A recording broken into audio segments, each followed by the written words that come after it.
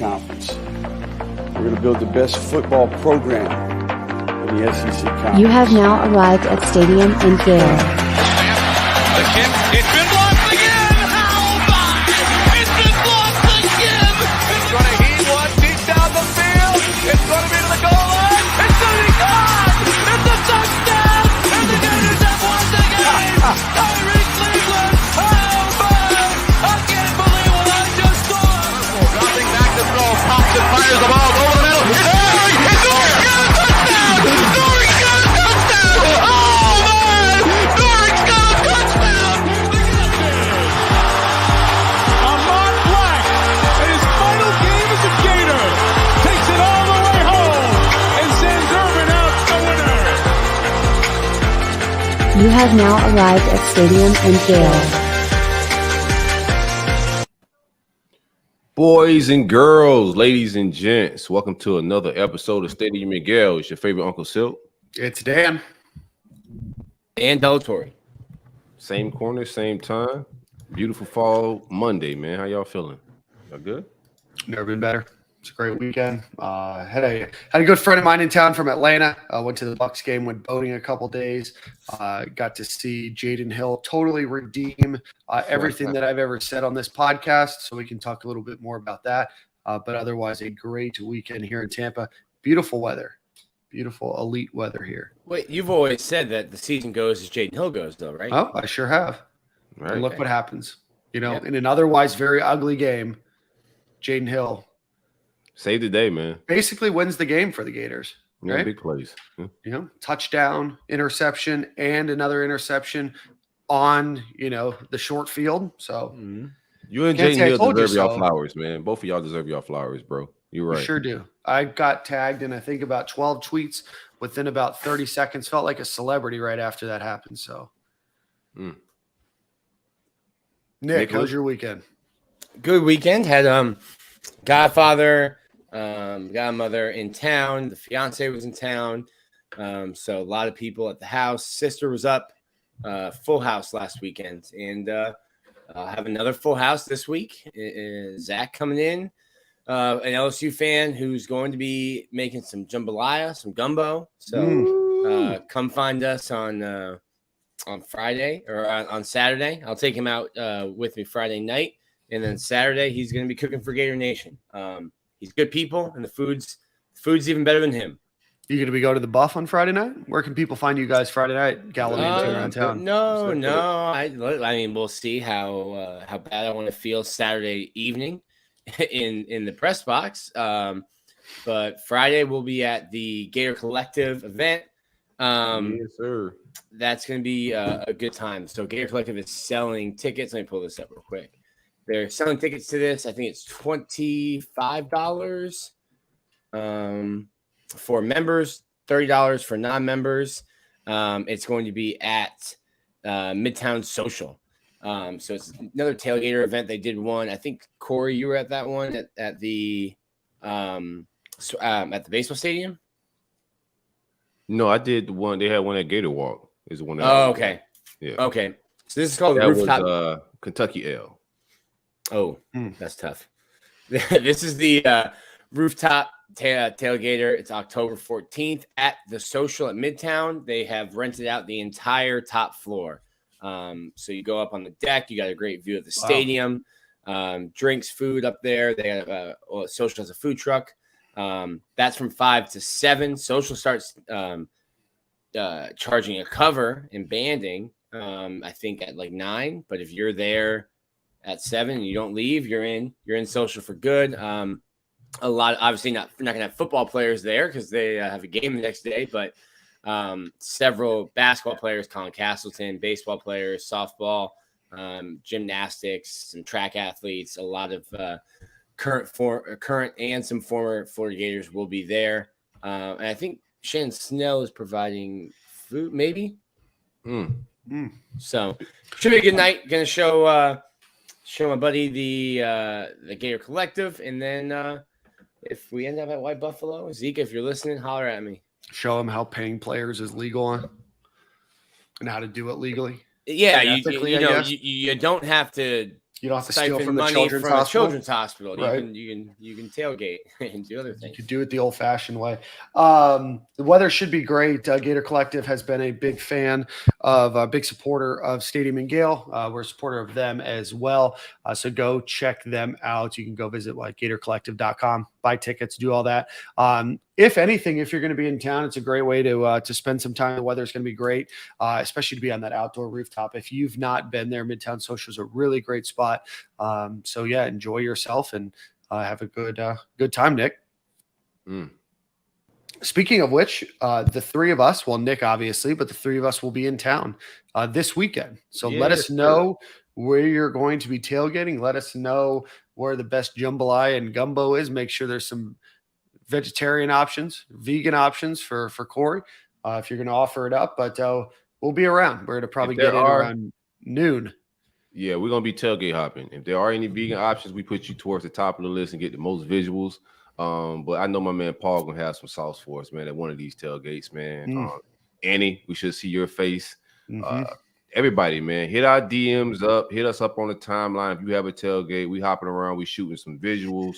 A lot of fire content. Stadium and Gale style. It's about to get real visually. And shout out to Annie. Belated birthday. Happy birthday, Annie. My girl was down in the tunnel before the game. You see it? May or may not have given the team a pep talk. May or not be the reason that they won the game. She might have a brick. I don't know. No? Maybe. Bricks. In just a few short weeks, you can see the Stadium and Gale brick installed at the Swamp Restaurant. The brand new Swamp Restaurant will be enshrined forever at the Swamp Restaurant, Stadium and Gale style. Are they having a ceremony like they do the Star in Hollywood for us? Oh, they should put a little red carpet out underneath it. Oh, not over it, but around it.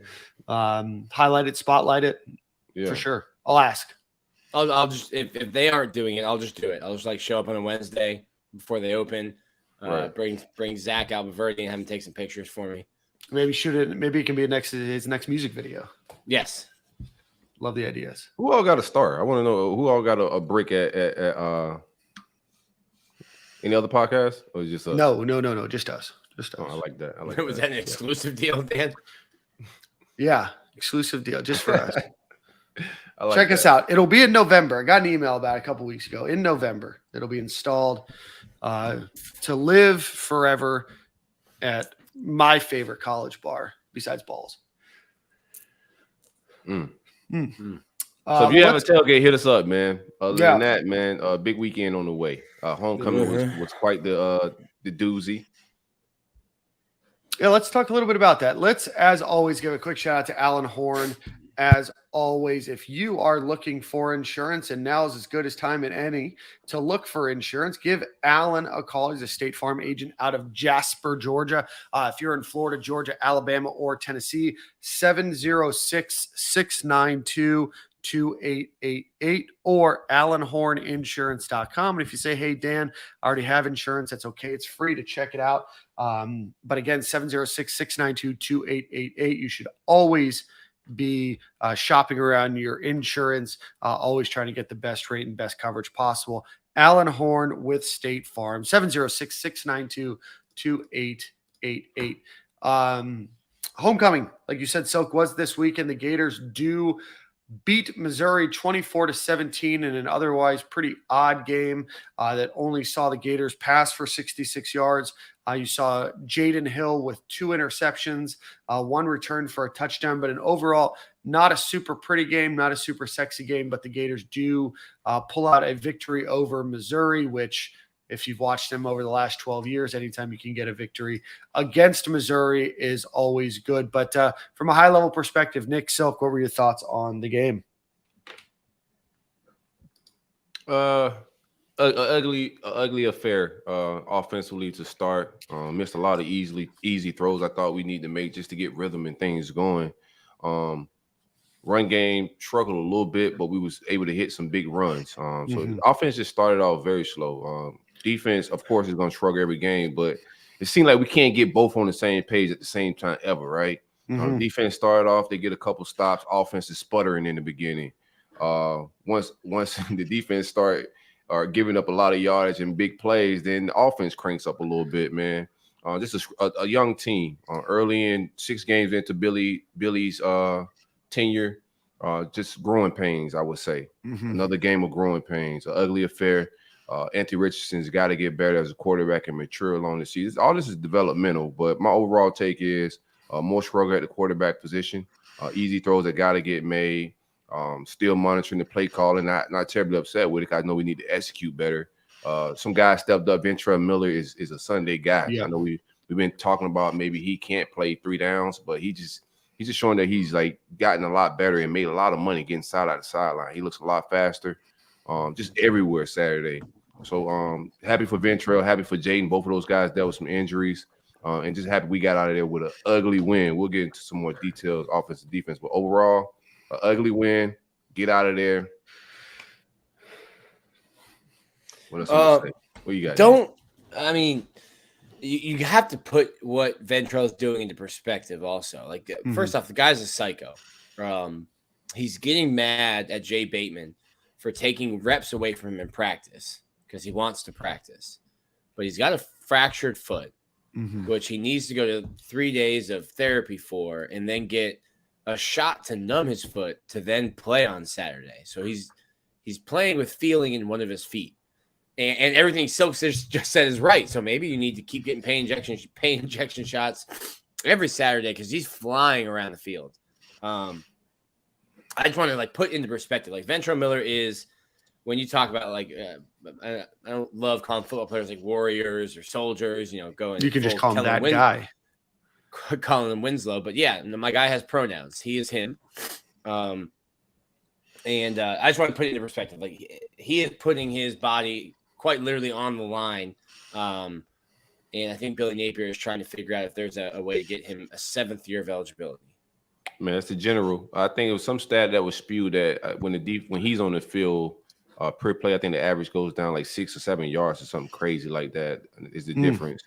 But he's just the general of that defense. And it's just, I hope Shamar James and the guys that are sitting behind him are learning, how to line these guys up. And, that's the most important thing because he's going to be gone. And outside of him, it gets a little creepy as far as the linebacker room. But, yeah, amazing day by Ventrell, man. Ventrell Miller is the Wi-Fi of the defense. You saw what happened when they didn't have Wi-Fi against USF. When they didn't have Wi-Fi against USF, no one knew what the hell was going on. And all of a sudden, the Bulls, who are a terrible football team, Billy Napier has to come out in his post-game press conference and say they were good when they were not. They gave Cincinnati hell this past week, which is another ranked team. They went down to the brink. I think Cincinnati won by 4 points or something. Yeah, with a few minutes left in the game, they scored a touchdown. Yeah.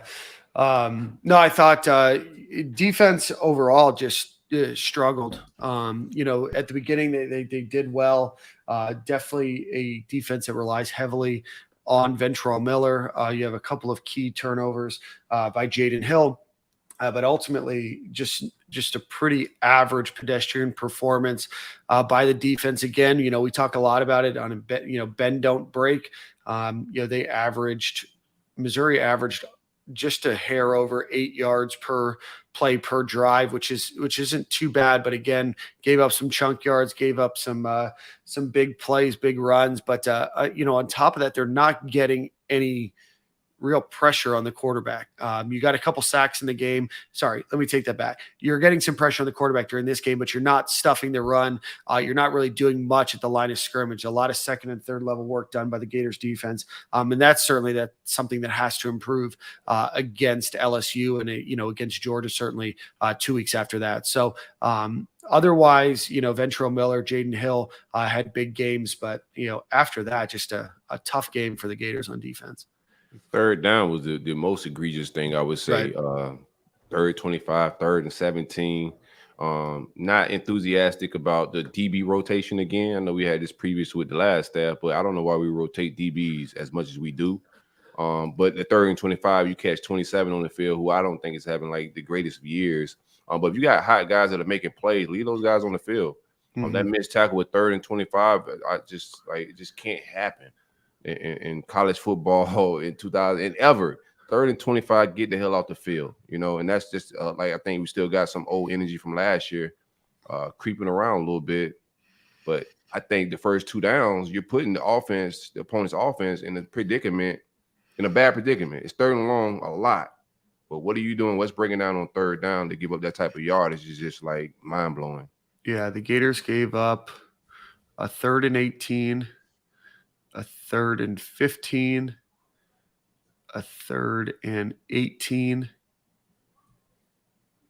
I think there was another 22. one, a 3rd and 22. Yep. So all in the 4th quarter. So obviously that's the situation you want to put offense in 3rd and long, right? Especially with a terrible quarterback in Mizzou. All of a sudden he comes alive and he can hit 3rd and longs this season, man. So that's just discouraging. A quarterback that you know that's not good, that accurate and that efficient on 3rd and long. I didn't think the defense was that bad. I thought, they first 4 they started out strong. The 3rd and 22 is literally just Jadarius Perkins has to make a tackle in space. Probably easier said than done, but he misses a tackle, guy cuts back inside and is off to the races. It was a difficult tackle to be made. I'm not like a D1 corner or nothing, but he was in position to make a fairly routine tackle. Oh, I thought you said it was a difficult tackle. I was like, you just got to break down there. I didn't think it was. Yeah. I mean, I think, again, the Gators only give up, 17 points on defense. Certainly. And one of those was you missed a 53-yard kick. So you're giving Missouri a short field on the first touchdown drive. Yeah, still give up 459 yards. 188 yards again on the ground. They're still one of the worst teams in terms of stopping the run in, not at just the SEC, in college football. Let me see if I can get that pulled up for you real quick. But ultimately, no matter how many yards or if they bend or break or, if they only let up a certain number of points, it still seems like the defense is still very much struggling in really all facets of the game except for, Ventrell Miller. And maybe a select few others.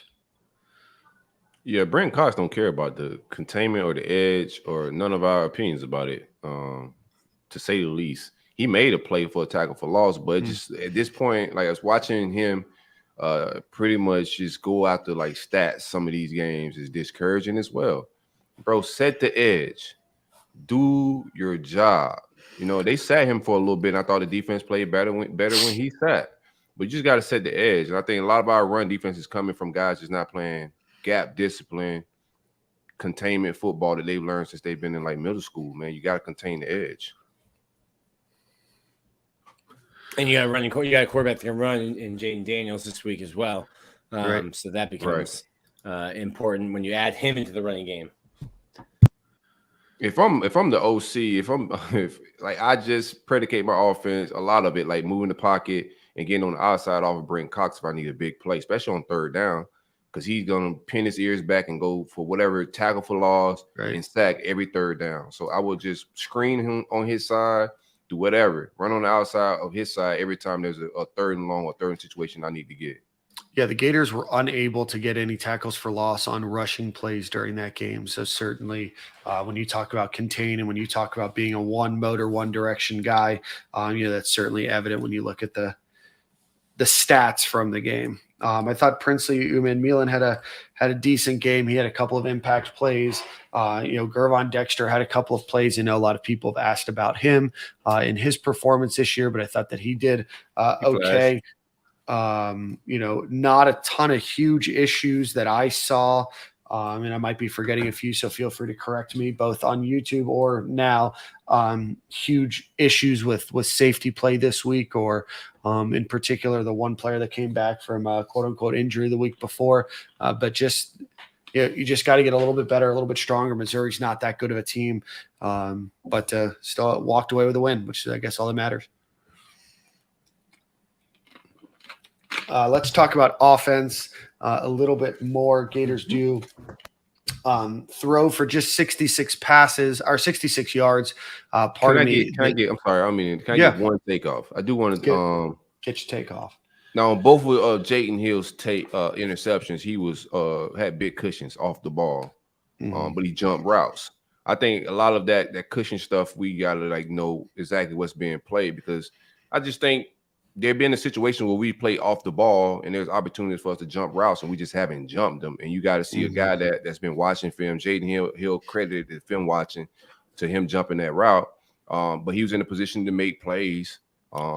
It's easier to make interceptions and jump routes if you're facing the quarterback and looking at him. So I'm not mad at the cushion right now. I'm mad at the execution at DB and the rotation at DB.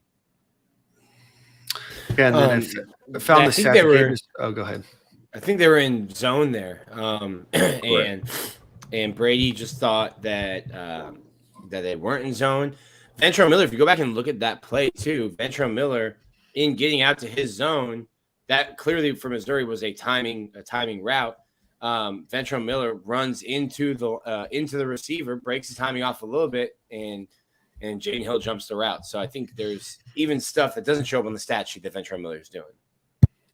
For sure. Gators right now 110th in the country in run defense. Chris Sorley wants to correct me. Appreciate your donation. I don't think one can say Mizzou isn't that good of a team. They've been in every game to include Georgia. Got to give Florida more credit. Don't necessarily disagree wholeheartedly. I don't know if they've been in every game, but I don't think the Missouri – They should have won Auburn.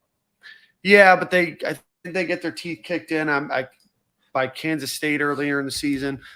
Anyway, regardless, I don't know. Yeah, they lost 40-12. I don't think necessarily that Missouri is a bad team. I don't think that they're a good team, and I don't think what you saw out of them on Saturday, despite what the defense was able to do, at times at the beginning of the game, especially, I don't think that Florida really made Missouri too much of a worse team, or caused as many issues. I think that there's still a lot of opportunity for Missouri to win that game. However, I say all that to say that I don't think that Florida played a terrible game. There's certainly areas of improvement. We're going to talk about those, but you always want to walk away with a victory. And, no matter how good a team is or isn't, you get to play them that one time during that 1 week during that season. So, Florida walked out with a W. But I think that the team that played Georgia the week before was a little bit better than the team that played Florida this week. So, well, you say that. I think it's the same team. They brought a great defense. The quarterback played better versus us than they did versus Georgia. And it could be our defense. But I don't think I'm with him. I don't think Mizzou's a terrible football team. That defense. Oh, I don't think they're terrible either. The linebackers is for sure with it. Tyrone Hopper was everywhere. He played a good game as well. If they had better quarterback play, we probably would have been in trouble. But Mizzou is definitely not a terrible football team. They just trying to figure some shit out. No, I would agree. I don't think that they're a terrible team. I just don't think that they're very good. They're 2-4 right now. Losses to Kansas State, Auburn, Georgia, and Florida. They've got Vanderbilt and then South Carolina. I think that they'll probably finish 6-6 season, maybe a little bit worse. But again, not saying that they're a terrible team, but I also don't think that Florida did a great job against them. Their defense is better. I think that Florida missed a lot more opportunities on offense by their own mistakes than Missouri's defense. But let's talk a little bit about those now. Let's give a shout out to our friends over at Alumni Hall. Go visit them. Are you in Gainesville this weekend? Go drive by on Archer Road or visit them at alumnihall.com. New men's Nike pullovers and sweatshirts get you ready for the fall and winter coming up, as well as blankets, new women's leggings, and sweatpants. So go check them out, alumnihall.com or on Archer Road at Alumni. So let's talk a little bit about offense. We'll talk about Missouri's defense. Thought that the defense played pretty well, for Missouri's sake against Florida. Florida does get through the game with only 46 scrimmage plays on offense during the game, 5 explosive plays, 66 passing yards, which is the fewest since 2017, and that 42-7 loss that they had. But ultimately, running backs do pretty well. Gators do get 17 points on offense. Did get a couple of missed field goals, so left some points on the board. But ultimately, Gators, offensive performance again. We're riding this roller coaster week by week. Yeah. The Missouri game is always kind of weird, though. Like, I think 3 of the 10 games now since they've been in the SEC have been 1-score games. But then you had that one year where Missouri had a opening kickoff return for a touchdown, punt return for a touchdown, fumble recovery touchdown. They had like 119 yards and scored 40 points. So you get out of homecoming with a win. I do think Missouri's defense is probably better than we gave them credit for. Just don't really have a quarterback. And wins are hard. Obviously, I said this last year after Samford. I was like, listen, you only get 12 opportunities, celebrate wins. But when you go down to the wire with Samford, maybe don't go live on Instagram, but celebrate the win. So celebrate this win as well. You got to turn the page. You've lost to 2 really bad LSU teams in the last 2 years, including one whose coach was fired the Monday before the game. It wasn't public yet, but was fired and had agreed to terms. So you got to find a way to win this game. And listen, I mean, Florida's 4-2 right now. I'm taking that. If we're talking in June, July, I'm like, hey, that's good. I'm taking it, but now that we actually played the games, I know we could have won them other 2. So it's a little frustrating. But I am taking it. It's year 1. You're not gonna run the table and go undefeated or nothing like that. But 5-2. We're gonna talk about this offense a little bit, but I'm with you, man. 5-2. I definitely take it. Yeah, no, I would. You can look at it the opposite way too. Florida's on some razor thin lines right now in terms of being 4-2 or maybe being 2-4 right now. Right, Utah goal line interception, and then obviously you need a last few minute drive against USF to win that game. But I do think that Florida is mentality, especially on defense right now. We talked about is bend don't break on offense. Silk, you and I were talking about it, or Nick, you and I were talking about it right before we started the show. Is I'd love to see them put their rushing attack and passing attack together in one game and have one good solid performance against LSU. Obviously, Anthony Richardson, there still seems to be something missing with some of the play calling. They're letting him sling the ball. And then sometimes, especially if confidence isn't there, if he misses a few passes, it seems like, his ability to run the offense in terms of him, moving his legs or truly running the game as a quarterback and not just as a passer, or just as a rusher. We seem to be teetering on what we're doing each and every game here. So I still want to see him get a little bit more comfortable because, if Anthony Richardson's firing on all cylinders and Florida's running backs, are able to do the same, they should be able to produce a lot of points. We're not seeing the 2 of them together just yet. I said on roll up, I think he processes the defense better when he's in shotgun versus in pistol. Dan Mullen ran a lot more shotgun with him last year, and he can watch the field the entire time. If he play action, whatever he's doing, he can watch what the defense is doing. That pistol, he turns his head away from the field a little bit. When he looks back up, I think that's his struggle right now. I want to see him grow through it, but I just think he processes better out of the shotgun than he doing pistol. But I think that also being in pistol versus shotgun also affects the run game a little bit. So it's kind of like, what do you do? But I would like to see him operate out of shotgun more, or just get better at operating out of the pistol. Either way, something's got to happen. But I think that's where a little bit of his breakdown is coming. And also just airing throws. Like he just got to be able to he makes the difficult throws, but the easy throws, he's just not. They need to do swing passes for a good hour. Just let him throw swing passes for an hour. Work on his touch with those passes because some of those are there. He's just not hitting them, or the running backs catching them in awkward positions and not being able to run it in stride. So he's got to clean up a lot of his just basic stuff, man. Get back to the fundamentals with those throws. Yeah, no, absolutely. Again, Gators only get 46 plays in the game, so not to take away a ton. Anthony Richardson does have an interception in the game, and he does have a fumble on a tackle for loss, a true turnover. I'm not mad at the interception. Yeah, no, not mad either. Just in general. So you're taking all of some of these plays out. Again, doesn't look pretty. Doesn't necessarily look like the quarterback that we saw the week before. But, the Gators were able to take care of and get a lot of chunk yards on the ground. And that included, a couple of, runs, especially one long run by Anthony Richardson. But with 252 yards of rushing attack in the game, nearly a first down every play at 9.33 yards.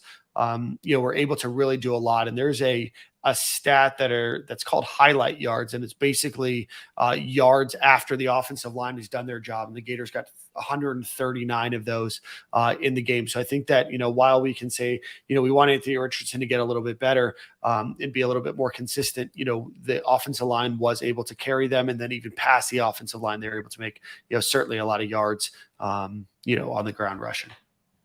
They were struggling a little bit at first. I don't know if you want to jump in here, Nick, but the offensive line was struggling early on in the game with something. Mizzou came to play football. They were stout up front. Yeah, Missouri definitely gave Florida trouble. I mean, Florida wasn't able to weren't able to run between the tackles at all to start the game. I think Montreal had a big run.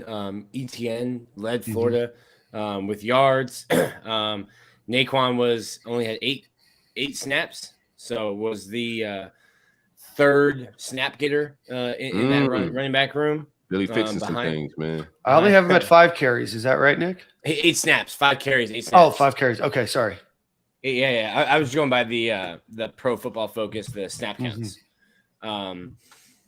So had less snaps than Johnson and ETN. Listen, you've got a bunch of good running backs there, but Florida, I guess, figured some things out. I think there were adjustments made at halftime, which is good to see. The last half was really good at that. And I don't know that Florida's necessarily been bad or hasn't made adjustments, but they've been terrible in the middle 8. So that would tell me that they haven't been doing, making those adjustments. So you lost the middle 8 again this week, I think. Yeah, badly.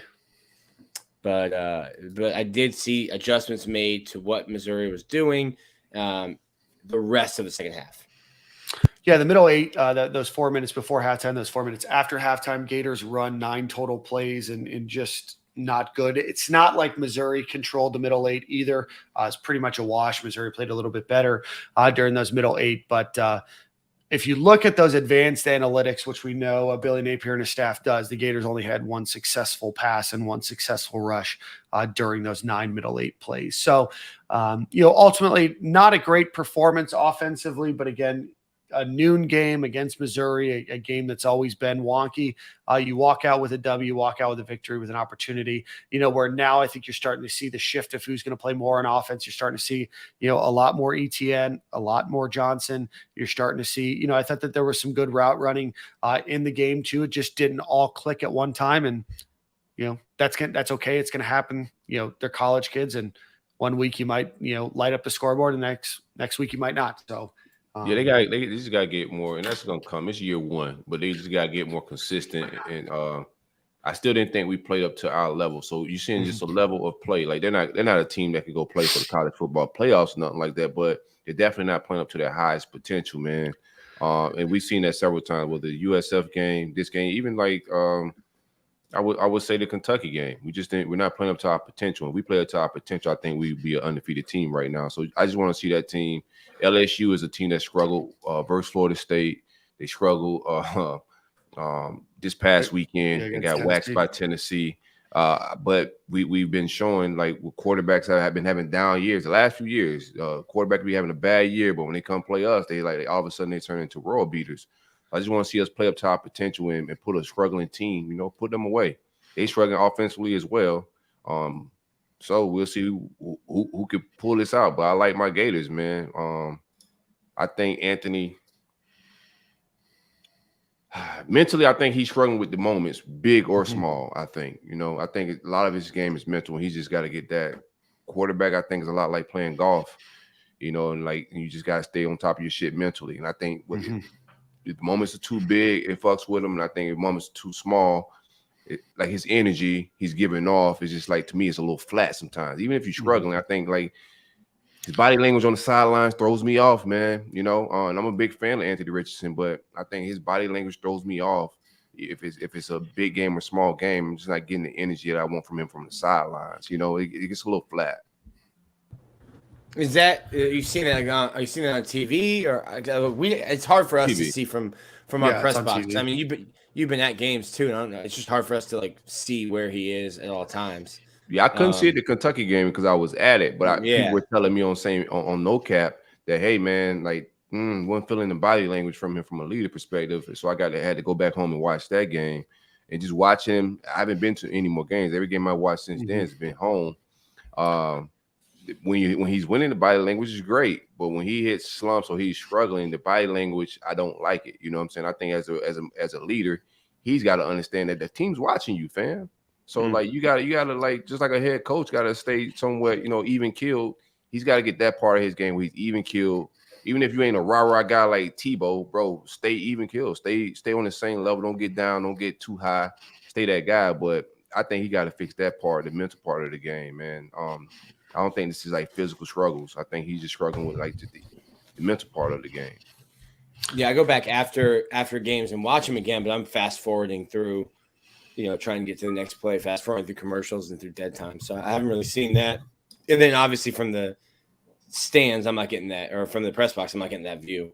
But I have seen people saying that, like his body language is this or is that. Yeah, I mean, he'll mope a little bit, bro, if it's not going right, I just want to see him I just want to see him clean that up. I think it's fair criticism. I'm not being too hard on him. Everybody knows I'm a big Anthony Richardson fan. But I think it's a fair criticism as a leader, quarterback. You play in a position. The NFL is watching you as well. So I just think that's part of his game. He can make all the throws. So why all of a sudden he just misses an errant sweep, or errant swing pass? It's mental lapse and like that pass stay dialed in, tunnel vision. But there's lapse in focus. I think they get a little lackadaisical with just routine plays that we can score on that we're just missing. What were you about to say, Nick? I'm sorry. Well, somebody said that he was skipping rocks to Marcus Burke, and like there was a guy in his face. I think he tried to throw a ball a certain way so it doesn't get picked off and go for a touchdown. Right. And you'd rather skip that to him than throw it directly into the face of a defender. Yeah, I think context is important when you consider that, and a lot of times, especially when firing off tweets, maybe tweets that'll get you blocked by the staff. A lot of times they miss context, right? Or you don't see the full play, or you don't realize that there's more going on, or where that should be. Again, we're making a lot of these observations again, not knowing what the plays are and where they're necessarily where they're supposed to be at all times too. So, again, I think it's kind of like what Silk said. I do think that his energy on the sidelines could be a little bit better, especially after tough plays and everything else. I think that that energy and that excitement, people are going to look at you to see how you respond. And Florida was able to come back and score a couple times off of some plays or some drives that didn't go well. So they definitely overcame some adversity at times. And, but you want to see that a little bit more. Nick, I do want to ask you a quick question before I bring on our guest to talk about LSU. Kicking situation, Florida does miss 2 kicks. I know one was what, 53 or 54 yards. So definitely a long one. Starting a walk-on, Adam Milak. Is that it? Mihalek. Mahalik. Sorry. Okay, so like Mahalo. I know that word well. So starting him, any reason or any thoughts on Trey Smack or why we haven't seen the scholarship kicker? Again, you know what you get told. Yeah, I don't ask about the kickers a lot. Just really been in the dark.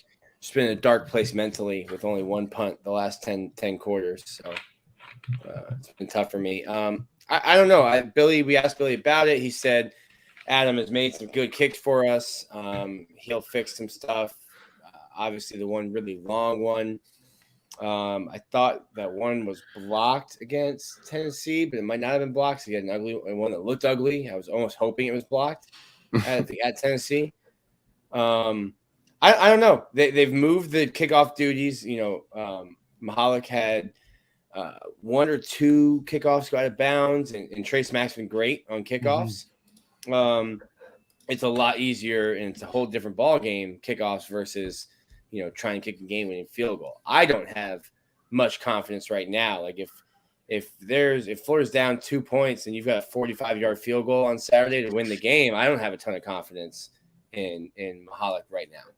Yeah, Mahalik started the season 3 for 3. He is 20 for 20 on extra points, but started the season 3 for 3. Since then, has only made 2 of the last 6. He went 0 for 1 against Tennessee, 1 for 2 against Eastern Washington, and 1 for 3 against Missouri.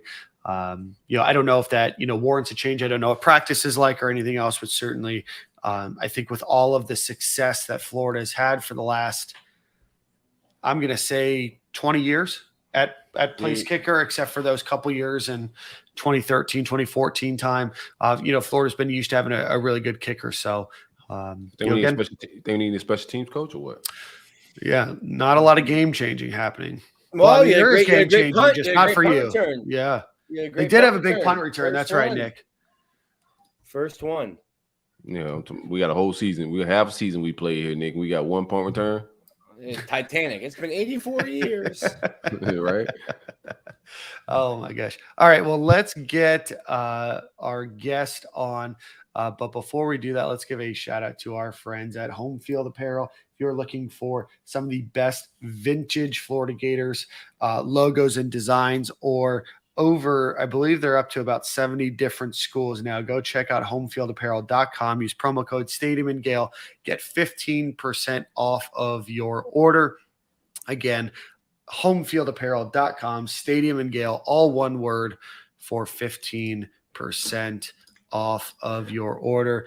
And with that being said, we're excited to add Jace Lejeune, who covers LSU football. Jace, it's a pleasure to have you on this afternoon, my friend. Oh, it's definitely a pleasure, and I appreciate y'all having me. And we know LSU and Florida is always a really good football game, always a really good rivalry. So it should be a great one in the Swamp on Saturday. Yeah, we're excited. It should be a good game. Jace, talk to us a little bit. Obviously Brian Kelly comes in this offseason, notoriously not Billy Napier. So Brian Kelly joins the staff this offseason. Have a couple of have a little bit maybe of a rough start to the season with the loss to FSU in there.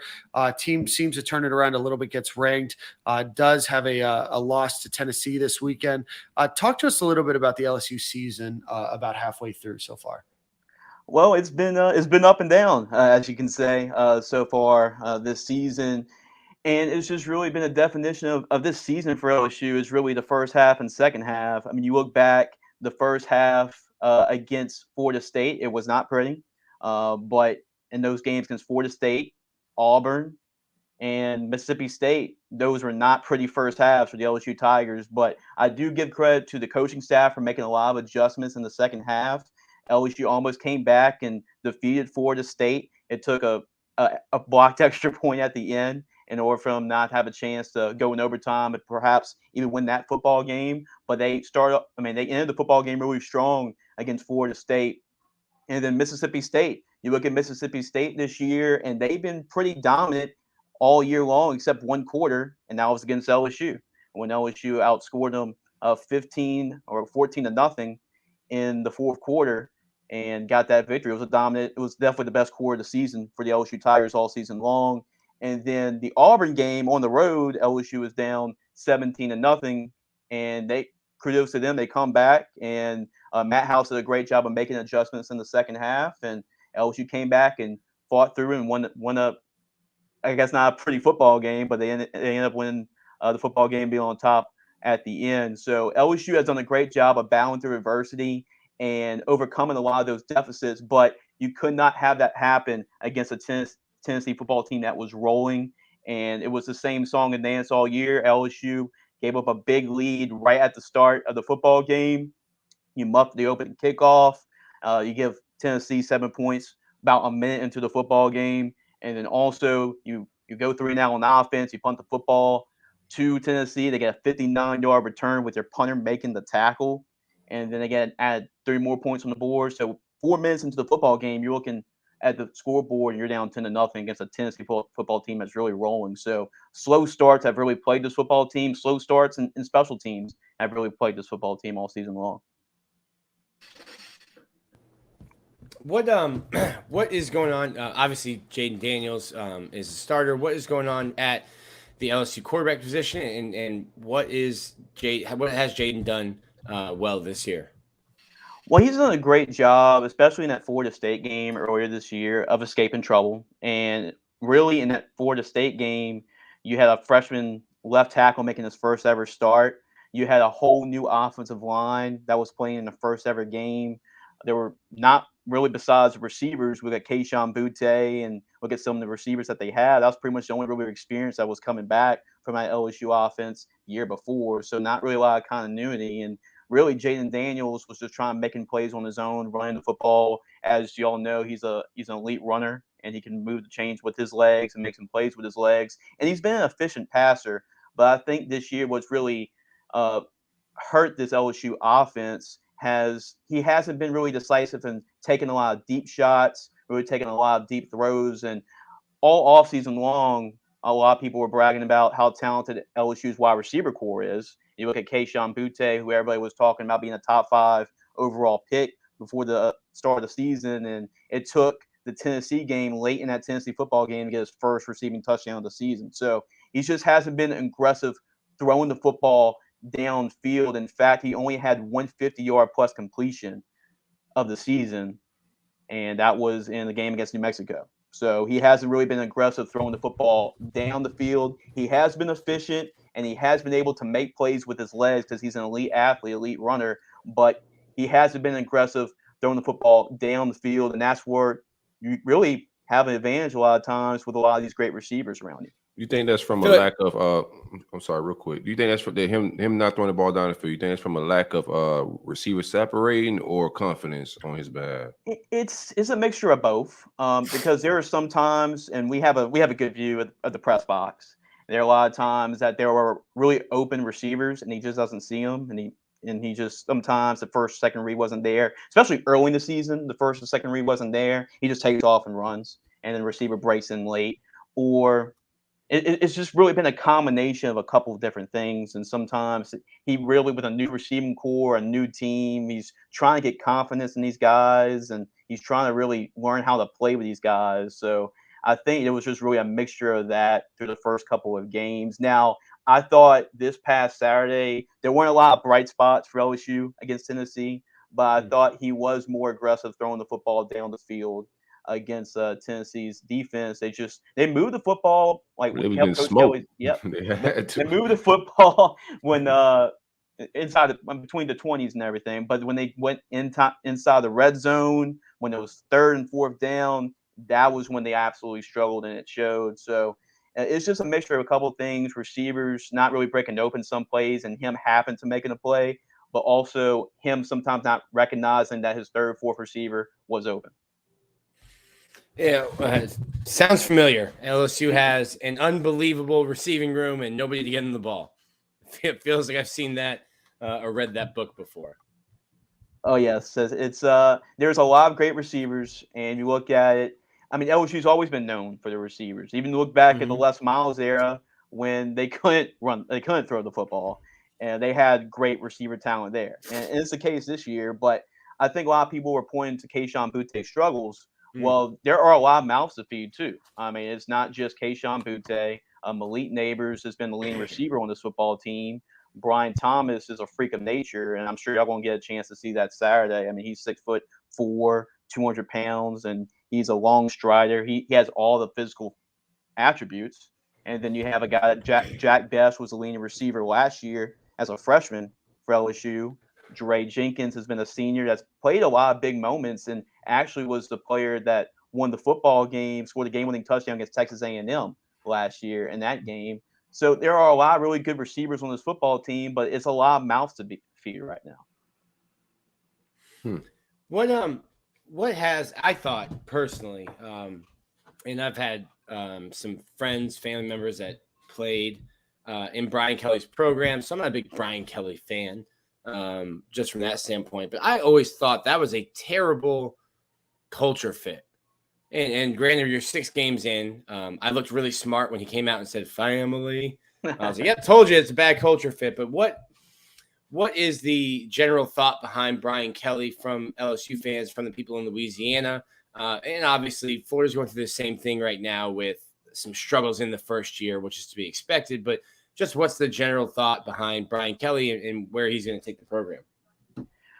Well, the general thought about this LSU fan base is really they don't care where you're from. They don't care you're from planet Venus or Saturn or something like that. As long as you can win them football games, that's really the main key. And this is the first time that we have that LSU has had somebody come in from somewhere else. When you look at Nick Saban, I mean, he wasn't.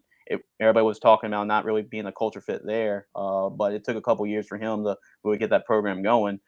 Really, it's just about winning football games. That's what it comes down to, and they don't really care where you come from as long as you're helping winning football games. That's what matters most. And Well, it was still getting some used to with, like you said, the family stuff, and then the TikTok dances with the recruits, and mm. a lot of stuff going on like that. Top But tier cringe, man.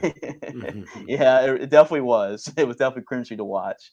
But knowing this, like these LSU fans, they want to win. I mean, there's no doubt, and they spend a lot of money and resources to win. So it's just, can the guy come here and get it done? That's really what it matters. But they do care where you come from. They won't hire a coach from Southern or from UL.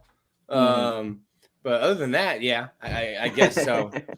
Yeah. But I think it'll be an interesting week. There's a lot of guys, Billy Napier included, on staff that were on staff at Louisiana. Obviously, Corey Raymond, who was played at LSU, spent his entire career at LSU, had no thought in my mind that I ever think, because every time Florida was looking for a new coach, it was, hey, can you get Corey Raymond on staff? I'm like, why would he leave LSU? So that was a big shock to me. But it should be a big game for Florida, at least on Florida's side, because there's a lot of guys from Billy Napier's UL staff and guys who have spent their entire careers in the state of Louisiana, like Jabbar Jalouk as well. So I think it'll be a big game for Florida. And it's always a big game because it's a rivalry. And temper your heartbeat. Slow down your heartbeat, because I think this is a game that could get away from you if you're not playing if you're playing emotional. Exactly. And we've seen this game, no matter who's really the heavy favorite coming in or who's the better team, this is the type of game that's always going to come down to the wire. I mean, in fact, even the Les Miles games, a couple fake field goals here and now and then. So it's just that type of football game. And like you mentioned, with the coaches, with Billy Napier coming in, had the Louisiana ties, obviously coaching the Raging Cajuns, and Jabbar Jalouk, who was a high school football coach in Louisiana.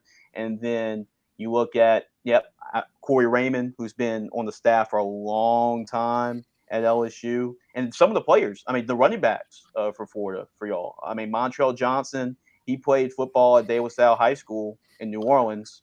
And then Trevor Etienne, he played at Jennings High School in Louisiana. So the players, it means a lot to the players. And I know Florida's going to give everything that it can. It's like, LSU better be ready and prepared, because Florida's going to come in with their best punch. I think it's going to be a loud and ruckus stadium. And I think our defense need that, because our defense has been terrible. What is your communication like? I know your offensive lines have been struggling. So what's your communication like, and what's that? How you see that playing out on the road in the Swamp night game? The LSU offensive line took a big hit this past week, and I think a lot of it had to do just with what happened with the freshman left tackle, Will Campbell. Will Campbell's a 5-star, highly talented, and has settled in pretty nicely at left tackle. That's not easy to have a left tackle out there on an island against some of these elite SEC defensive ends. And he's held his own, and he's played some really good football. And then the Friday before the Tennessee game, he has a medical scare, or he just passes out, and he had to be taken to the hospital. And obviously he didn't play in the Tennessee game. And then Garrett Dellinger during the Tennessee game, who's your starting left guard and arguably your best offensive lineman, he goes down during the Tennessee game. So right now, the whole left side of the LSU offensive line is kind of up in the air right now of what they're going with. Is there an update on either one of their healths? Well, it's good news for Will Campbell. And so he's actually going to be released from the hospital. I think about an hour ago, he was released from the hospital. So it's good news, and it's good for him just health-wise, that he's okay, he's good, and he's going to be fine. There's still a hurdle or two before LSU really decides what they're going to do with Will Campbell as far as playing this Saturday. But there is good news with that, and LSU is hopeful for Saturday. As far as Garrett Dellinger is Do you have a concerned, head injury? it was really more due to like dehydration. It was just one of those instances where they didn't want to really risk it for Saturday because they're not sure if it was just dehydration, if it was something else to it. So LSU played it safe there, and kudos for LSU for doing that, knowing that it was the young man's health on the line. You don't know what other circumstances there could be, but that's what was really the case for that, as far as him not playing on Saturday. And then Garrett Dellinger, as far as what his update is, he's not going to play this week against Florida. He actually won't be back until probably the Alabama game is what they're hoping for. So he's going to miss this week against Florida. He's going to miss Ole Miss, and hopefully with a bye, he'll be back for the Alabama game. On paper, if you look at the stats and everything, the teams are pretty close, in a lot of the offense and defensive categories. But one of the things that I did notice, and it's topical based on what you were just talking about, LSU's averaging allowing about 3.5 sacks per game. The backups are the folks that are going to replace them. Obviously, I know that one came in on short notice against Tennessee, and the other one had to be replaced mid-game. About the strength or your offensive line in general, not just replacing those two, but Florida's been able to create some havoc, not necessarily get maybe the number of sacks that they've wanted thus far this season, but definitely be able to create some havoc there from their edge rushers. But talk to us a little bit about the offensive line. Well, this is going to be the 6th different combination all season long with these guys. So it's definitely been some musical chairs all season long with this offensive line. And before the Tennessee game, this was when LSU was feeling great, finally, all season long, because they felt like that they settled in with Will Campbell being a left tackle. You actually have 2 freshmen playing left tackle and right tackle. Emory Jones is a freshman too, now another highly talented freshman, but a freshman to say the least. But LSU has settled on those 2 guys playing really well on the outside. And then on the inside, they made a change with Charles Turner to play at center, because Garrett Dellinger at the beginning of the year was playing center for LSU, and they felt like that Charles Turner was the more true center. So they put Charles Turner at center and moved to Garrett Dellinger at left guard. And the reason why Garrett Dellinger, who never played center before this year, was playing center because Brian Kelly wanted the big guys playing center when you got those 340 pounds, 350 pound nose guards right on top of you. Well, Garrett Dellinger is a more physically imposing guy than Charles Turner is, and that's why they wanted Garrett Dellinger at center. But they moved him to left guard, where he was more natural at, and then Anthony Bradford's playing at right guard, and it seemed like that was your 5. And then the Tennessee game happens with Campbell not playing, and then Dellinger get hurt, and now you're pretty much back to square one right now. One final question. I want to ask you a little bit about the defense. Defensive line. I know you have a lot of seniority there. I know you guys start a couple juniors and Ali Gay, who I know has been there for quite some time now. Their ability, one of Florida's strengths for the most part this season has been at the offensive line. How is the defensive line for LSU stacking up right now? Well, their front 4, I mean, they're really good. And actually, the first game of the year, it was tough because Mason Smith was a player that everybody was expecting to have an all SEC, maybe even an all-American type of year this year. And then he goes down on a freakish celebration play. Like, he was just it wasn't like he was over celebrating or anything. Like, he just jumped in the air and landed on his knee pretty awkwardly, and then boom, that's the season for him. So it was really rough, but for him, and surgery is actually doing really well for him. So he's actually rebounded pretty well, quite nicely so far. But behind him, Mekhi Wingo is a guy that came in for Mason Smith. Mekhi Wingo's one of the transfers that Brian Kelly came into the program. There were a lot of transfers from what he signed, and they really needed to, because LSU only had about 60 scholarship, like 40 scholarship players. So they only had 40 scholarship players when he took over the head coaching job. Wow. So Mekhi Wingo has been one of those transfers from Missouri. He had an all SEC freshman type of year, and he's filled in quite nicely. And he's been pretty solid for LSU up front in the middle of the defense. And then you add in BJ Ojulari, who can really play himself into a first round pick this year. He's that type of player, and obviously his brother, who's playing for the New York Giants, is doing really well. So he's a great edge rusher for them.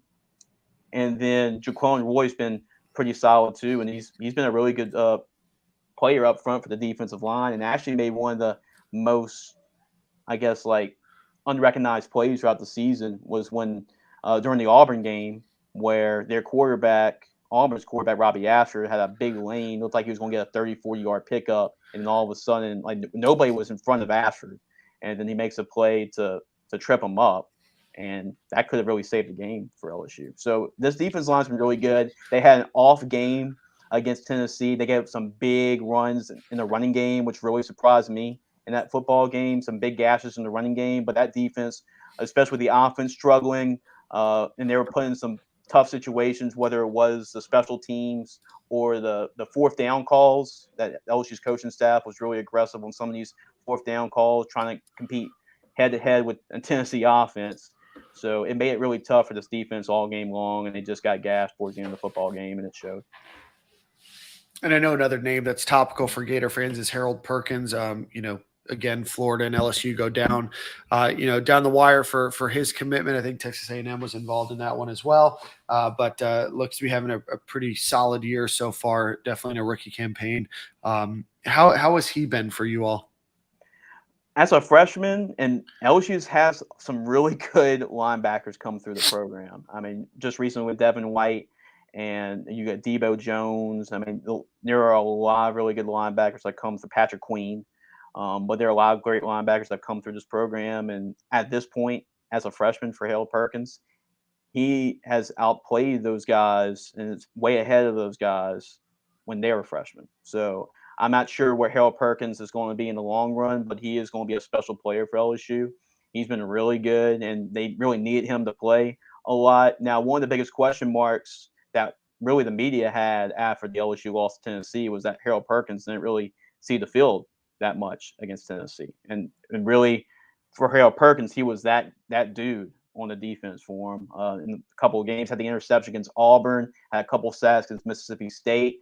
He was playing a really good football, all SEC type football for him for LSU. But really with the scheme that Tennessee was playing, and that Harold Perkins would have to switch positions, and the way that Tennessee is so quick, with their tempo and putting in plays and running football plays, it made it hard for really LSU to put in Harold Perkins. And so that was really what Brian Kelly told the media today with his press conference. But he did say that Harold Perkins is going to play a big role in the Florida game, and that really playing against the Florida offense helps him or suits him a lot more. So Brian Kelly did say that Harold Perkins will play a whole lot more football this Saturday. How you feel about your special teams unit? I know your special team unit has been abysmal. Our kicker hasn't been the greatest, but how do you feel about special teams, and what did Brian Kelly have to say about this past weekend's debacle? Yeah, as far as special teams go, it's been something different. I mean, it's been something different every week with special teams. So it's not like you can just point to one thing on special teams, like, oh yeah, we need a sure up or field goal protection, or yeah, we need a sure up or punt returner situation. It's been a different thing that strikes them every single week. The Florida State game, it was obviously the 2 muff punts by Malik Neighbors, and then getting the field goal blocked, getting an extra point block. That obviously cost LSU in that football game against Florida State. They shored up field goal protection. I have to say that. That's been a lot more sure up throughout the whole season so far to this point. But right now, they did find their punt returner in Jack Besh, and that's really been the most disappointing thing. Was Jack Besh was the kickoff returner, and he's as sure-handed as anybody out there. And he was the one that fumbled the opening kickoff against Tennessee. It took a short kick, and Jack Besh was trying to run it out and trying to make room to get the kick, and he couldn't catch up to it at the time, and Tennessee was able to recover it. And really punt return coverage has been really tough for LSU. They gave up some big returns against Mississippi State. They gave up a big return early in that football game against Tennessee. Their punter, Jay Bramlett, had 2 tackles this year. So that's not what you want when you're trying to run down punt returners. But Jay Bramlett has saved 2 touchdowns. And Emory Jones, who was a starting right tackle for LSU, was the last guy to beat when tackling Mississippi State's returner. And when you have a starting right tackle and your punter saving 6 points for you on special teams, that's not a good sign.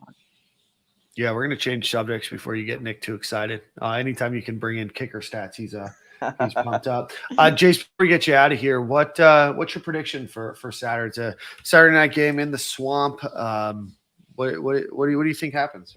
What does LSU need to do to win this game? That's a better question. Okay. Yeah, that's a great question. As far as LSU and what they need to do to win this football game, well, it's something they haven't done all year, and that's start off games strong. And when you're going on the road against a hostile environment like Florida, you have to start the football game strong, and LSU hasn't been able to do that. So they need to really take advantage of starting games off strong, not keeping the crowd in the football game, and they really need to do that coming off a loss like they did against Tennessee, where they were embarrassed, they were blown out.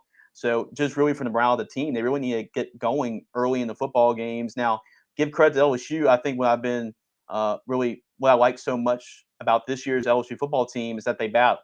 And in the fourth quarter, they played their best football. They played their best football in the fourth quarter against Florida State to give them a chance. They played their best game against Mississippi State. That's really the only bad quarter Mississippi State has had all year long. And then the Auburn game, they shut out Auburn in the second half after being down 17-0. But they need to start off game strong and then take that into the fourth quarter with how they're able to finish football games. I feel like their strength and conditioning has been really good this year, but they need to be more effective, more efficient in actually stopping Anthony Richardson in the running game and force Florida to beat you through the air. I mean, you cannot let Anthony Richardson, these great running backs at Florida, this offensive line for Florida is really good. You have to allow them to beat you through the air, and you have to stop the run first. And then for LSU, offensively, they need to get these receivers going, and they'll probably do a lot more 7-8 man protection just because the struggles the offensive line has had and the way the offensive line has really shifted around. So it's going to be really more emphasis on these receivers since there's so many great receivers. Get your best 3 guys out there. If you have to go 7-8 man protection to help out, then that might be the best way for this offense to move the football. I like it. Thank you, Silk. Jace, we appreciate your time this afternoon. I know we put it up on YouTube for everybody, but everybody listening on podcast, let everybody know where they can find you. Yeah, so I work for Gridiron Football. LSU's beat writer for them, and also cover a lot of high school football for them too, for Louisiana. So make sure to follow us at Gridiron Football, and you can go to our website at gridironfootballusa.com, and we actually have a lot of interns that help us out, and we're trying to branch out and cover a lot of high school football and college football a little bit more, not just LSU and Louisiana. So make sure to give us a follow at Gridiron Football, and then go find us at gridironfootballusa.com. And during the week, I actually host a show with a former LSU quarterback, Marcus Randall, who threw the Bluegrass Miracle against Kentucky. And we host a weekly show talking about LSU football. So it's called The Chase with Jace. So a pretty catchy name there. So it's on Gridiron Football's website as well. So make sure to go to gridironfootballusa.com. And we have great LSU content, great articles throughout the entire week covering high school, college football. So go to gridironfootballusa.com and make sure to follow me at Jace Lejeune on Twitter. Awesome. Well, Jace, thank you so much for your time this afternoon, and we'll look forward to seeing you soon. Thank y'all, guys. I really appreciate it. It was an honor to be on. Absolutely. Thank you so much. Shout you a follow, Jace, man. Have a good one, my dude. Y'all too. Y'all enjoyed the game. Thanks. Sure. I'll let you know. We'll see if I enjoy it. Let you know next week if we enjoy it, right? Right. All right, let's shout out Dome Hats real quick. Visit them, domehats.com. Use promo code StadiumGale. Get 15% off of your order. Every single week we are doing hat giveaways. A number of you guys have won just by simply retweeting over there on Twitter. So give them a follow on Twitter. Give us a follow at Twitter to be able to be eligible for that. But Dome Hats, Jacksonville-based, 2 former UF football players started. The Stadium and Gale hats that we got were made by Dome Hats. You can get a bunch of great stuff. You guys have seen a lot of them. You've seen the Goat visor. You've seen the Quez Riedel Ike hat, but go visit them, domehats.com, Stadium Gale promo, best hats for any Gator fan, but they bridge a lot more than just Gators football. So go check them out. All right, boys, quick before we dive into well, I guess let's just dive into the LSU game real quick before we jump back into buy or sell. Any thoughts on this game that you weren't able to get across with Jace? I do think we're going to have to contain the quarterback. Jaden Daniels, one of the best mobile quarterbacks in the country. I think he's like top 5 in rushing yards. And he is a first read, not there, I'm out of here type of guy. I think AR can learn a little bit of that from him.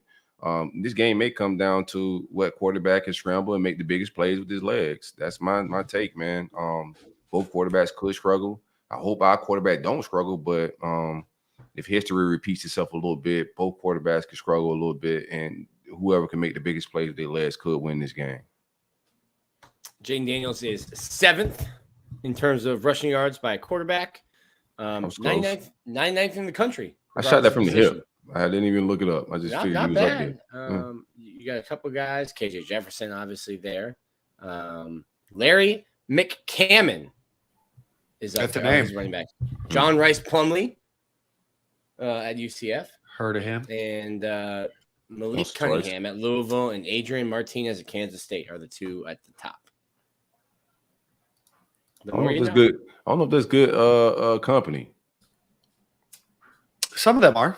Adrian Martinez is pretty good company, but outside of that, he's had a wild ride from Nebraska to get to Kansas State and finally playing some good football. But back to this game, back to LSU. I'm working on a story. This series has been weird ever since Hurricane Matthew, and obviously that whole thing was weird. Cancel the game, then we have to play the game because if we stole one that year. Play, we can't. I thought we were gonna lose that. We did. Shout out Caleb Brantley, right? No, I think what's my name? Vojo. But Sean Joseph makes. Yeah, he had the hit at the goal line, right? But it was was it Caleb Brantley in 18? Who made the goal line? I don't know. I was standing there. Correct me. That wasn't hurricane year. What I'm talking about? That was hurricane year. Yeah, that also was a hurricane year. That was a hurricane year. That was. Then maybe I'm getting confused on years. Well, there's only been like 3 times that Florida and LSU haven't played in, I think, November. And one will be this. Or no, that's next year. I'm thinking about the next year's schedule. We also don't play them in November this year. Right. Well, it's next year. They play LSU early next year. And they normally play LSU in October. There's only been 3 times that Florida hasn't played. Oh, I see what you're saying. Yeah. In October. But it's been weird. You had the fog, the shoe, not playing Kyle Pitts, which was stupid. I don't know. It's a weird game. It's almost kind of like the Missouri game last week where I said you can kind of like throw out the stats. Florida, I think the biggest thing is going to be, like Silk said, containing Jaden Daniels. You got to put a spy on him regardless because one isn't going to contain. I ain't mean to cut you off, Nick, but I think real quick, I think you got to spy him regardless because one isn't going to contain. I just know that from just watching him play the last few years that he's just not going to contain. So you may want to just assign a linebacker to that guy. Yeah, I don't think that he's going to – I mean, he's got an okay arm. Obviously he's starting for LSU. But I don't think that he's going to beat you over the top a lot. I don't think he's going to connect on that super deep pass. We'll find out. Well, we'll find out. I was just going to say we're about to find out. But, quarterbacks come alive versus us, man, these last few years. Yeah, but Florida's really got to figure out a way to contain him, force you to beat you through the air instead of on the ground. Florida needs to get to the quarterback. I brought it up with Jason. We were talking. LSU's offensive line has allowed a number of sacks this year, even against not great competition. So Florida's got to be able to get to the quarterback, and they've got to make sure that they control the line of scrimmage on the offensive side of the ball too. Florida can't have yards lost by sacks. They've got to make sure that they're continuously pushing that ball forward, and whatever you need to do to get this win. I think that we've all kind of understood that this year is going to be a little bit ugly in the way that they win, but you can't let LSU beat you by not playing your game, and you definitely can't let LSU beat you by not containing Jaden Daniels. But I think it's a matter of what team shows up, right? I think Billy, this is a big game for Billy for all Louisiana purposes that we talked about. So I'm interested to see how they come out. If they come out guns blazing, they're taking a lot of shots. I want to see the energy of the play calling because I know it's going to be a little different for this game. Yeah, and I know that his former DB Mekhi Garner is playing DB for LSU this season. I think some people thought that he might follow Billy Napier to Florida. He goes to the hometown school there, LSU. So he'll be there. Obviously, some connections that Jace mentioned. Obviously, these are guys that probably played against Etienne Johnson. A number of other players from Louisiana have played against these guys. So I don't know how long this series will go on. I don't know when the SEC expands here shortly if this series is going to be one of those ones that happens every year. So it's always been weird going back to the fake punts, the fake kicks, the shoe game, and everything in between. So definitely a weird game usually, but I like Florida's chances in this one. I like this game. I hope it stays, but I mean, you can't not have Florida play Tennessee or not have Florida play Georgia. How many design runs you think you see Saturday, Nick? 40 to include the running backs. Design quarterback runs. I don't know. I don't know that Anthony's been great with design quarterback runs. His best runs have been when he's gone through his progression, the play is broken down, and he's made something out of nothing. When he's made chicken salad out of chicken, I don't think – I mean, there's been some plays I think they tried to get him running off tackle, and that's worked a little bit. I just don't think he has been as good in those designed quarterback runs. And it doesn't seem like when we talk to Billy Napier, and listen, I think he's always going to defend his players, even if he's up there misleading you, he's going to defend his players. He keeps saying Anthony's doing well. He's recognizing when he needs to pull the ball down and run, and he's doing it when he needs to. And if that's the answer and that's the truth, then I'm saying, okay, well, you need to call more designed runs, because if you're giving him an option and he's opting to throw, okay, well, take the option away. Call 5. That's why I'm asking for design runs, baby. I just don't think he's been great when there's been design runs. His best runs have come when plays are broken down. But he's got to get out of the creating nothing out of something. Something out of nothing.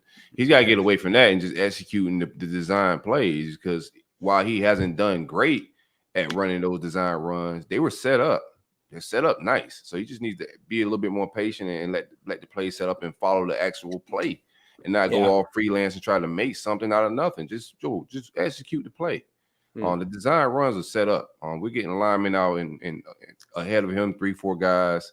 I want to see more of that because when he's making the decision to tuck it, even the big run he made this past game, I was screaming, bro, run. Mm-hmm. You have open field. As soon as the snap happens, like the Red Sea parted, like right away, I was like, yo, take off. Like we need to move the sticks. I just want to see more of that. That's going to keep defenses more honest. It's going to take people out of coverage to watch you. It's going to help the overall game plan and explosive plays if he's taking off with his legs more, man. That's his best gift. I think he needs to use it more. Yeah, LSU is not great at getting to the quarterback, so it'll be interesting to see if they're not and how holes open up, during those play breakdowns and everything else. But I think that Florida has done a little bit more on paper this year than LSU, but it should be a good game. LSU obviously has a lot of talent. Brian Kelly is a good coach. Whether it's the perfect match, I don't know yet. I don't know how good LSU will be or will not be this season. They've had some good games and some not so good games as well. So, but I do think that Florida, in my opinion, will win this game, and I think some of that comes down to it being a home field advantage in this game. I've got a close one, but let's do a little buy or sell segment. As always, sponsored by our friends over at True Classic Tees. Visit them, True Classic Tees, TEES.com. Use promo code SG25 at checkout. Again, TrueClassicTees.com, SG25 at checkout. Excuse me. All right. So, buy or sell from last week. Let's talk about it. It was pretty good for everybody. Will the Gators rush for 200 yards? We all said yes, and they did for 231. Man, 2 and 7 are so good. I think they're second and third in the SEC right now, average per carry. Keep feeding them boys, but 2 and 7, we got them blessings back again next year. Beautiful thing, man. Montreal Johnson. You call them blessings? They sure are. Blessings. Montreal Johnson, 8 yards a carry. Mm-hmm. I think that's. Yeah, I know it's in the top 10 in the country. I got you. We're going by average. Jalen Milroe from Alabama and Jahmyr Gibbs from Alabama lead the SEC at 8.48 and 8.31. Right behind them, Montreal Johnson at 8 and Trevor Etienne at 6.8. Oh, man, Seven's so slick with it, bro. He gets skinny in the hole. He just do veteran things as a freshman running back, man. I see what you did there, Daniel. Pause. But yeah, I think I like the way Etienne runs the ball, man. Both of those guys are very good backs, but some of the savviness and just pro ass moves and stuff that Etienne doing is super impressive, man. Love the running game. Just run the ball more. Yeah, nationwide right now, Montreal is 6th overall, and Trevor Etienne is 29th. But if you take out quarterbacks at a running back, 1, 2, 3, 4, Montreal Johnson is 4th in the country in rushing average, which is really, really, really good for him. Yes, so we all bought that, and we all got that one correct. Next was Anthony Richardson accounts, whether passing or rushing, for 3 total touchdowns. Silk and I bought that. Nick sold it, and Nick wins, I think. Double check. Facts. Yeah, we Facts. got Yeah. That's what I thought. So Silk and I lose. Nick wins. Nick is 2-0 right now. Silk and I are 1-1. The segment can be called Nick Wins. Well, it's funny that you say that. I think Nick. I'm leading the league, man. So Gators get 2.5 sacks. Nick and Silk both sell that. Dan buys that. So Dan gets that. Silk loses that one along with Nick. So this segment is no longer called Nick Wins. Gators get an interception. Yes, they get 2 by none other than Jaden Hill. We have said consistently on this show for 2 years, the season goes as Jaden Hill does. And by we, I mean me. Last year, he gets injured. Obviously, we see how that goes. This season, he comes back. Gators get a W in his first game back. 2 interceptions, 1 for a touchdown. His second game back, to be honest. Yeah, maybe you're right. It was to say it's second start in a row. A second start in a row. Point still remains the same. Gators do get an interception. We all said yes. We all win that one, and we all picked the Gators to win. So for last week, Dan 4-1, Silk 3-2, and Nick 4-1. I ain't mad at it. All right. Montreal Johnson has a Sean Alexander feel around this scrimmage. That's from John Wilcox. All right, boys, let's get into buy or sell for this week. The Gators rush for 200-plus yards against the Tigers. Yes, sir. Mark me down for C. C. I'm gonna go. Yeah. Like for a rush for 200. LSU's only giving up 134 a We game. might have to start pressing that a little bit, man. We're gonna walk out. I walk out in the stadium and get 200 rushing in a minute. Yeah. I will say yes. I think Florida will run for 200 yards. Yeah, I think total they get over 200 yards. All right, Anthony Richardson combines for 275 yards. That can be through the air, on the ground. It could be 274 yards passing and 1 rushing yard. It could be a more equal balance. But do you think Anthony Richardson's responsible for 275 yards of total offense? That's tough, bro. You go from 500 to 62 yards like real quick. That's why we're here. Answer the tough questions. I'm gonna buy it. I gotta buy it. Why do you have to buy it? Because I'm optimistic and I got us winning this game, and we need that type of want to be production hating from ass him still. to win. You know what I'm saying? So I got 275 total yards. Yeah, he should be able to hit that. I'm gonna sell. That's no surprise. But he'll be at like 250, like close. I think he'll have over 200 yards. Right. But I mean, we're coming off a game where he just threw for 60. Yeah, but after 2 games where he combined for like 900 and something. So I'm going to go with that. He can have even a pretty good game. The Gators can win. So I'm going to say yes. Montrell Johnson, we've had this question before, but we're bringing it back. Montrell Johnson and Trevor Etienne combined for 70% of the carries. Just between the running backs or including Anthony's as well? Ooh, that's a tough question. I'm going to say just in the running back. No, I'm going to say total because that's a little too easy if it's just running back.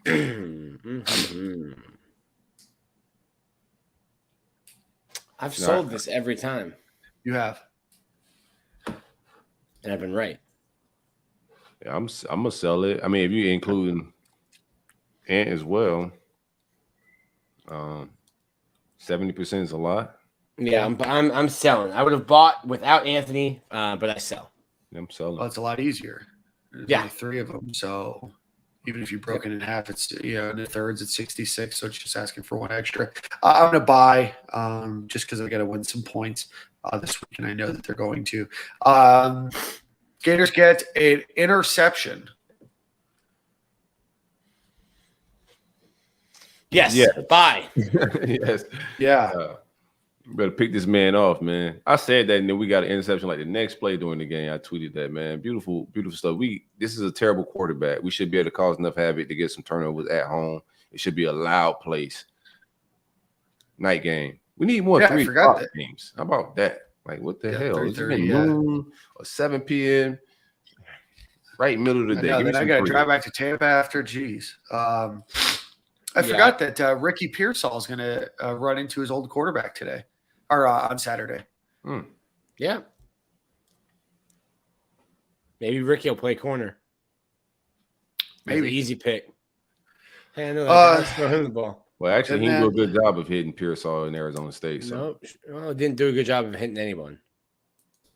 And then do the Gators beat the Tigers of LSU on Saturday? C. Bye. Senior. Yeah. Florida wins. 5-2 at the bye. That's not what I had them at before the season. That's a great. We know. You had them, 3-3? Well, there would have been 7 games. So 3-4? No, I think 4-3. I had them losing LSU and Utah, and then I think I had 3-3. It'd be 7 games, so or 4-3. Yeah. What's y'all feel on Georgia right now? Just overall, I'm not talking about versus us. Just like what is your feel on? I mean, I think they bleed. They're not a god Every month, actually. But I still think they are. I think there's probably 5-6 teams in the country that are college football playoff contenders, and Georgia's one of them. I think that Georgia's pretty good. I don't think that they're unbeatable. I don't think that Stetson Bennett is having a great year. I think that he's been up and down. He's not a great quarterback. Well, yeah, I know that, but he had a decent year last year. Really broke out after JT Daniels was sat. I do think that they're beatable. I've got a take for you guys. I think right now, I don't know how this game against Alabama is going to go, but I think Tennessee is probably a top 4 team in the country right now. Doesn't mean they're going to go to the college football playoffs, but I do think that they are a very good team right now. They're doing what they have to. I think that USC is a pretty good team right now. I think Alabama and Ohio State are obviously good. So I would put Georgia with that group. But if we're talking about SEC East, I think Tennessee is a little bit more talented than Georgia is right now. Talented. I think they're playing a little bit better right now. They're a better team on the field right now optically than Georgia. I do think that Georgia has more talent and better dogs, if you will, but I think Georgia, different Georgia team is going to show up to play us in Tennessee, and I think the Monstars is going to come out. I think the competition is going to pull out better play from Georgia. I do think they're just sleepwalking. They're on a championship slumber a little bit because they are the repeat guys. So I just think eventually this season it's going to click for them, but right now they are suspect. Stetson is putting up similar numbers and struggling. He struggled with Mizzou last week. He's just not being even the game manager that he was in previous years. So they struggle with running the ball as well. The overall offense there's a lot to be desired. They have the athletes. They have some guys that like Nick said, he think Byers is the best player in the country. But I'm not seeing that on Saturdays where they're taking over games or anything like that, man. So. Right. They're suspect right now. Anything can happen in Jacksonville in my mind. I do think that, the thing that we've talked about on this show before is how good Nick Saban is obviously as a coach, but also in replacing coaches as they leave. Georgia's obviously as they continue to get better, as they continue to win, their coaches are going to continue to be targeted. And you have turnover. And so the consistency of Alabama to me is so incredible. It's not just because of Nick Saban, but because of his ability to coach, his ability to get coaching talent.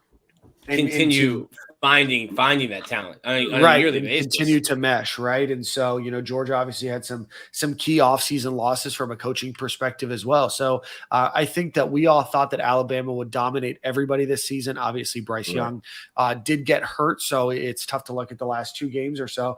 But I don't think that Alabama was super dominant, before Bryce Young went down the way that we thought. And Georgia's certainly not looking that way. So it will be, interesting last half of the season. I think there's a lot of really interesting storylines this year in college football, and it's not just that Alabama's beating the brakes off everybody. And I thought Bama was going to beat the brakes off everyone. I mean, Saban was cocky this offseason talking about his team, and they were a weird goal line play away from Texas A&M beating them, right? The same Texas A&M team that lost to App State. Well. They probably should have lost to Texas. Yeah.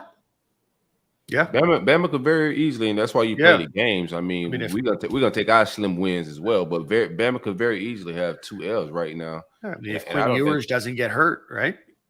Yeah, suspect calls that game too. Yeah, and Texas just beat the brakes. I think on the opposite side of that is just how bad Oklahoma is this season. I think that's wild to watch them lose 49-0. And Texas isn't that good, right? I think Texas is getting better. Shout out to the Evers, man. But 49-0. It's a rough one. Bro, that's disrespectful. What? Your shout out. To the Evers? Yeah. Just unnecessary. Nice people. That was a nice shout out. That's a nice shout out. Well, I wasn't disrespectful. They went to the program that fit them the best, man. Let's see. Any other college football stuff that you guys want to go over before we head out of here? Did either of you get blocked this weekend? Did not. Nah, man, I'm cool, man. I'm pro Billy, bro. Billy ain't gonna block me. Billy fan. We follow each other. Still followed by a rational fan, man. Like we just started all of this. Like who is that mad right now to be getting blocked by Billy? Like relax, bro. Everybody got like all these first year coaches. Mario down there.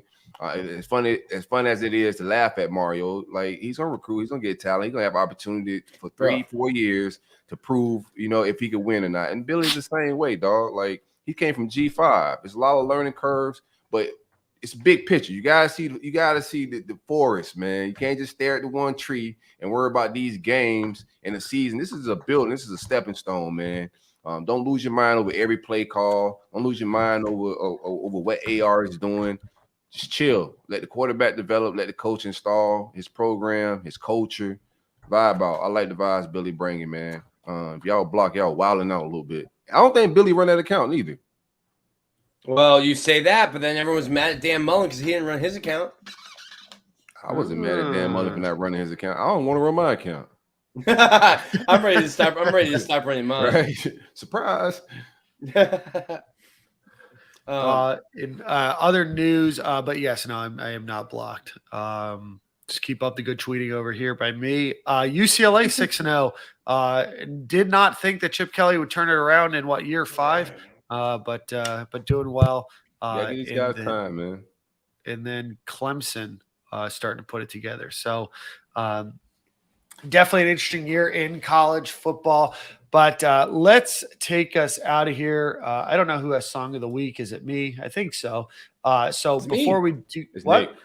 Yeah, I just had it last week. It's Nick. Oh, okay. No more sea shanties. But before we do that, make sure you visit Vincero Collective. That's VINCERO collective.com. Use promo code SG25 for 20% off and free shipping. If you are looking for stylish quality watches, bracelets, necklaces, wallets, things of that nature, to really create a good, authentic, elevated look, go visit vincerocollective.com. Promo code SG25. Again, VINCERO collective.com, SG25. Big week in recruiting for Florida. Big list, man. You'll get a couple good news and a couple good notes before Saturday, and then you got like half 100. Everyone that Florida wanted to come see a game, wanted to see a game, will be in the stands in the south end zones this week. I think Cormani's coming back. DJ Lagway, that's my quarterback for 2024. That's what I need. Yeah. No, he's good. Y'all want to put a bag together? What y'all got? Just That's what Friday's about. A Stadium and Gale NIL deal. Hey, we got to figure something out, man. We got to get Lagway to the swamp, fam. That boy's special. Anybody got some tickets, man? Holla at me, man. If you got 410, I'm coming in town with the fam. Bring the kiddos. Dan also is on the market.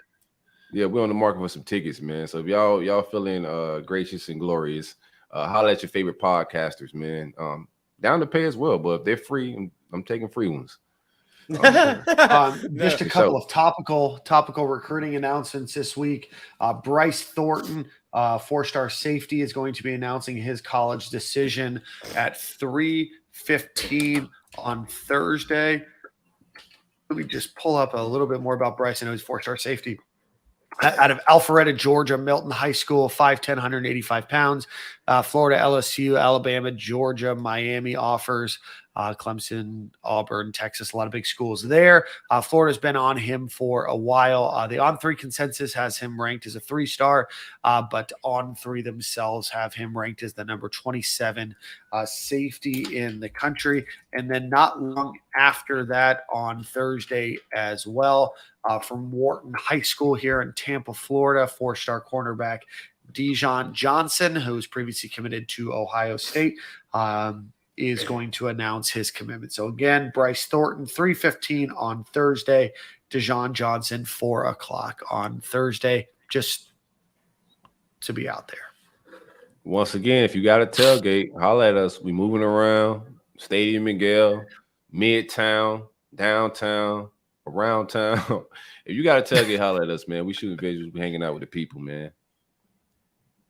All right, Nick, take us out with the song of the week. It gotta be some gas. What you got? Instagram. Well, last year I went. I had the LSU pick, and I went with Lil Wayne. That's a good one. I'm not going to go with anyone from the boot this time. I got Instagram. You're not going to go with No, I got Instagram marketed this week, but this is kind of a nice upbeat jam. It's called Common. Big Sean's on the track. Mm. And the artist I'd never heard of before, Quinn XCII. Yeah, Quinn these names are 92. getting rough, man. Yeah, It's Quinn 92. these names are getting a little rough. Quinn 92 has been around for a while. Yep, same guy. Been around for a while. So we'll take you out with Quinn XCII's There you go. new song with Big Sean. Ridiculous. You know, we try to stay topical. We try to stay relevant. And then, Listen, bro, Rome then fell here's Nick on, hundreds of years ago. Get your numbers out of here.